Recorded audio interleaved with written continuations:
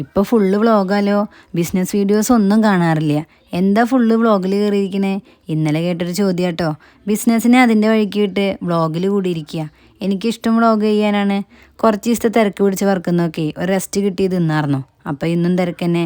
ഞങ്ങളുടെ കൂട്ടത്തിലെ ഒരാളുടെ വെഡിങ് ആനിവേഴ്സറി ആയിരുന്നു. ആളുടെ സന്തോഷത്തിന് എല്ലാവർക്കും ചെറിയൊരു ട്രീറ്റും ഉണ്ടായിരുന്നു.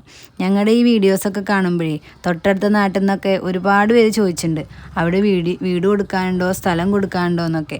അതിൻ്റെയൊക്കെ ക്രെഡിറ്റ് ഞങ്ങളുടെ ഒത്തൊരുമയ്ക്കാട്ടോ. പൊന്നു മക്കളെ, ഇതൊരു വശം മാത്രമാണ്. ഇനി എത്ര പുണ്യപ്രവൃത്തി ചെയ്താലും അതിന് 2 വശം പറയാൻ ആൾക്കാരുണ്ടാവും എന്ന് പറയണ പോലെ ഞങ്ങളുടെ ഈ കൂടിച്ചേലറിനെ വിമർശിക്കാനും ആൾക്കാരുണ്ട് കേട്ടോ. ഓ, പെണ്ണുങ്ങൾക്ക് ഓരോ പ്രാന്ത്, കുടുംബത്ത് വേറെ പണിയില്ലാഞ്ഞിട്ടാ, അഴിച്ചങ്ങോട്ട് വിട്ടിരിക്കുകയല്ലേ എന്നൊക്കെ. അപ്പോൾ ആദ്യത്തെ നന്ദി ഞങ്ങളുടെ കെട്ടിയന്മാർക്ക് കൊടുക്കാം.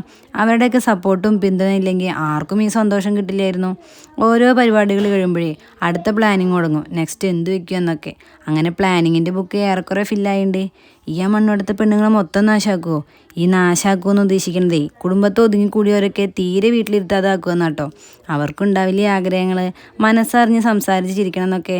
നമ്മൾ സ്കൂളിൽ പഠിക്കുമ്പോഴേ എല്ലാവർക്കും ഒരു ഗ്യാങ് ഉണ്ടാവില്ലേ? എല്ലാ കുരുത്തക്കേടിനും കൂടെ നിൽക്കുന്ന ഒരു ഗ്യാങ്. എല്ലാവർക്കും ഇപ്പോൾ ആ സ്കൂളിലും കോളേജിലൊക്കെ പഠിച്ച് നടന്ന ഫീലാണ്. ഇന്നത്തെ വീഡിയോസ് കാണുമ്പോൾ നേരം വെളുക്കാത്ത പലരും കുറ്റവും കുറവൊക്കെ ആയിട്ട് വരും. അവരാ ഒരു സൈഡിലിരുന്നാണ്ട് വിമർശിക്കട്ടെ, ഞങ്ങളൊരു സൈഡിലിരുന്ന് സന്തോഷിക്കുകയും ചെയ്യട്ടെ. അപ്പോൾ ഇനി ഇച്ചിരി ഗ്യാപ്പിട്ട് വീഡിയോസായിട്ട് വരാം കേട്ടോ.